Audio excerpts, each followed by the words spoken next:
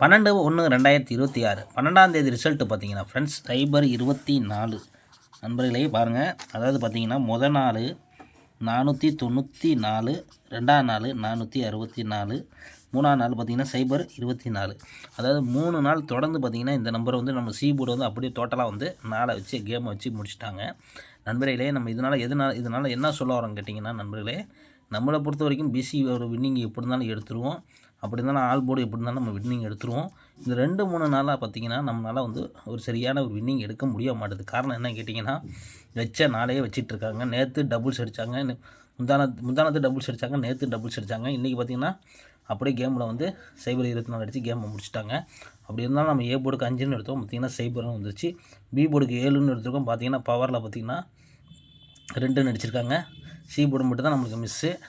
நம்ம வந்து பவரில் எடுத்தோம், அவங்க பார்த்திங்கன்னா அதாவது நம்ம டேரெக்டாக எடுத்தோம், அவங்க பார்த்திங்கன்னா பவரில் அடிச்சிட்டாங்க.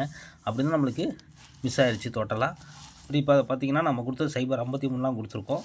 எல்லாம் பார்த்திங்கன்னா 2 நான் கொடுத்துருக்கோம். ஆனால் பார்த்திங்கன்னா நம்மளுக்கு கொடுத்ததில் வந்து எதுவுமே செட் ஆகலை.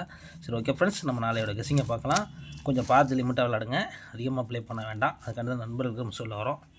Friends, Kerala lottery 13/1/2026 A board பார்த்திங்கன்னா 7, 6, B board 1, B board 1, 7, C board பார்த்திங்கன்னா 9, 7 இது தான் எடுத்துருக்கோம் நண்பர்களே.